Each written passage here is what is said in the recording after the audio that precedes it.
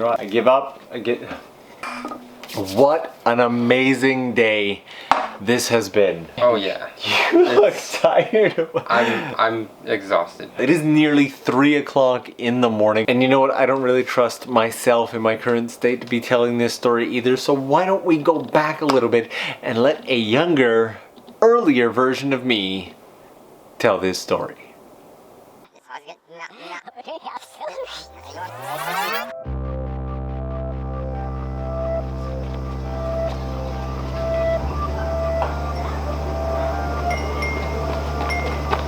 Stop here, stop here, stop here. Listen, I know that tired and slightly didn't expect him to just shut the lights off like that. I know that tired Norm sent you back. He gets a little lazy when he's been drinking. I'm gonna take over the story now for just a second. Also, Alexander is here. He's right here. We're gonna go out and check out Senso-ji because this area at night is just one of those things that you've gotta do when you first get into Japan. Also, I'm sorry it's so dark, but the lights are beautiful. Check it out. And there it is. So how's it feel seeing you for the first time in 10 years, man? Beautiful, but I think it's missing something. Are you thinking what I'm thinking? Yeah, I think so.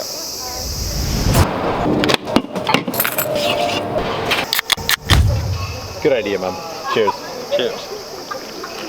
Alright, so as we said before, the whole day has just been filled with many little adventures. In fact, just as we came out to shoot this, there was a bit of a run-in.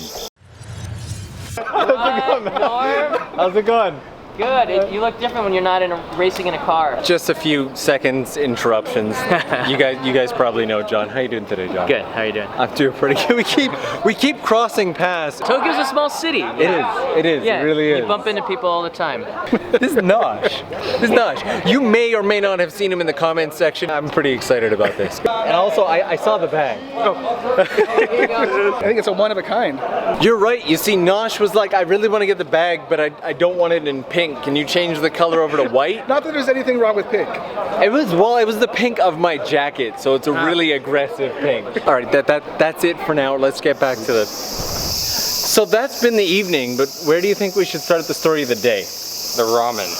The ramen. Okay, you know what? There was a bit of an adventure there too. Let's go back again.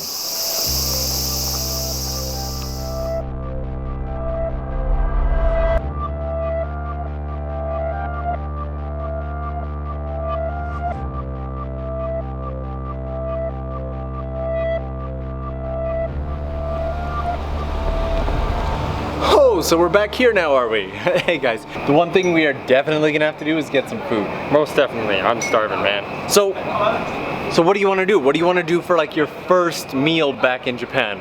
Let's go get some ramen. Woo. Ramen sounds good. I think I know a cheap place. Let's set the bar low.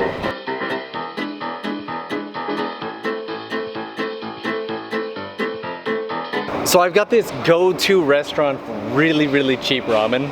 And you remember where I used to live when you visited me last time, right? Yes. It's right near there. If you want Tokyo's most mediocre ramen, you want to find this street here called Hisago-dori, and there's this ramen shop. Oh no! Dude! It's closed! Oh. It's 320 yen for a bowl of ramen. Guess we have no choice but to go for slightly better ramen. I think there might be a place out here on the main street. Since I wanted to share something with you guys and the ramen shop isn't even open. One of my favorite little streets in Asakusa is this here. I know it doesn't look like much, but that's actually a street.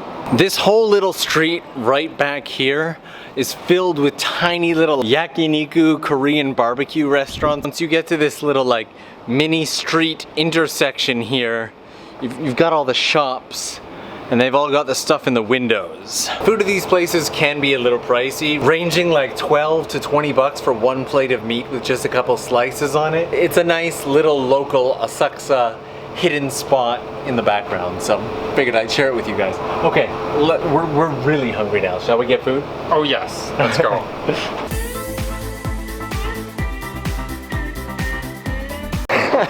So, second ramen shop, also closed. I don't think you're meant to have ramen today, man. Nope, we're just having any good luck. I see something over on the corner here that says ramen. Shall we go check it out? Absolutely. Awesome.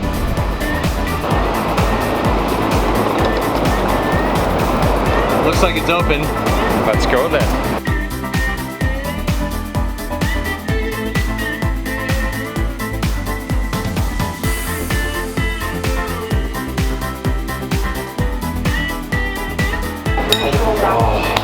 I know I shouldn't drink all the soup, but it's so good. Alexander drank all the soup. Yeah, it was good. That was some good ramen. Oh yeah, extremely filling. Also, speaking of food, thank you for bringing that massive bag of snacks. You're very welcome. I was happy to get it for you. Alexander brought me like all of my favorite stuff, well, he brought me all my favorite stuff. And on that note, this seems like a pretty good time to go back once more.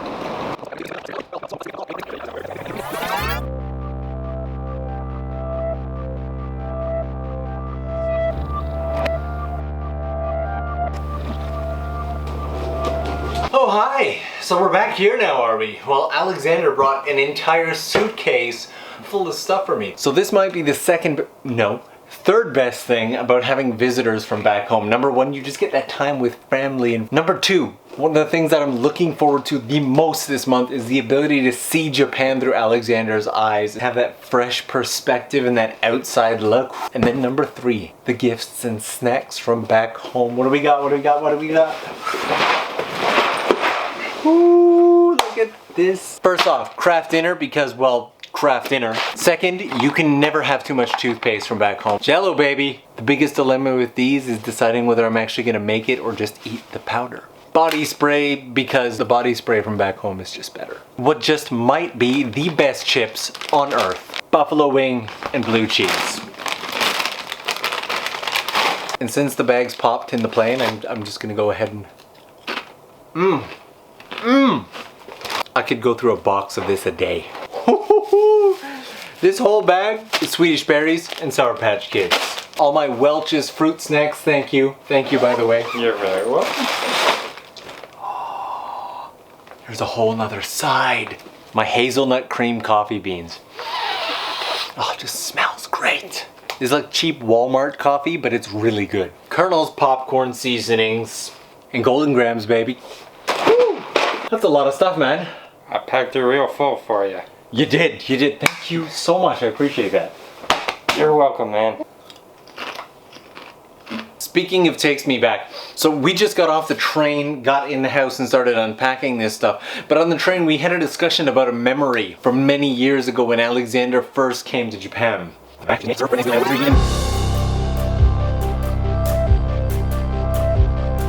I'm actually really glad to see you like looking out the window this time. Do you remember the last time that you came? A little bit. A little bit of a story. The last time... Okay, there we go. It was Alexander's first time in Japan. From the moment we got on the train, PlayStation Portable, and just starts gaming. Doesn't even look out the windows. And I'm like, what are you doing, man? You're in Japan. Take in the sights. And he's like, uh-huh. That trend kind of continued, like as we walked through Tokyo. I wanted to go to Kyoto and take a bullet train. Got on the bullet train, played his game for a bit, passed out, woke up in Kyoto. We got to the hostel and he starts playing his game. And this kind of continued for, you were in Japan for what, a month? 3 weeks. 3 weeks. 3 weeks this continued. At the end of the trip, I turned to Alexander and I'm like, dude, all you've been doing this whole trip is playing your games. You haven't really been like taking in Japan. Why did you even come? And what did you say? Just came to visit you, bro. Boy, did I feel bad. It kind of nailed me on that one. So yeah, the goal of this trip is really just to get some time together. I think Alexander has like a whole list of stuff. The one thing that I'm probably more excited about than anything else, I don't know if we're gonna be able to pull it off, but we're gonna try. Camping near Mount Fuji. So I have yet to go camping in Japan. Alright, anecdotes are over. Since we're here anyway, let's go back a little bit more because our airport, like arrival greeting moment, got totally ruined by a TV crew.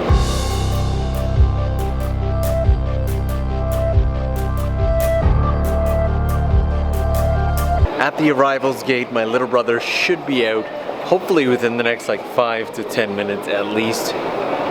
Pretty excited. And this seems like a pretty good time for the emotional side of things, the excitement, because that's what I'm feeling right now. The last time that Alexander came to visit me here in Japan was 10 years ago. We did do a lot of travel, but I didn't document any of it. Alexander's gonna be here for 1 month this time, and we have so many plans. The biggest benefit is that this year I get to vlog all of it. Could not be more excited. Also, I'm very curious as to how this day has played out. Like, what has brought us up to this point in the video.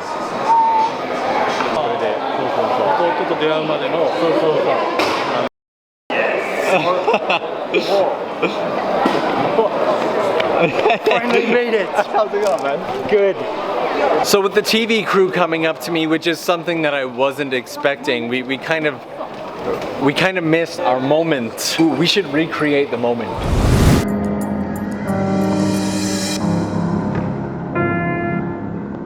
We have got to get home, get these suitcases open, and we got to grab some food. But for now, let's do one last one and go back and see how my day started. It's really brief.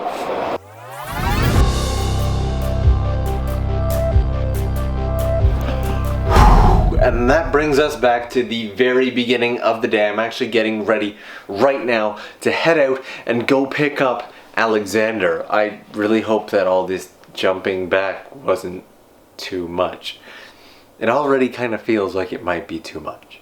Either way, I hope you guys enjoyed the video, enjoyed the concept. If you did, definitely hit that like button. Leave me something in the comments, and if you're new to the channel, hit that subscribe button. I would love to have you. We have an entire month of adventures planned. This is gonna be a good one. What a great way, what a fantastic way to kick off season 2.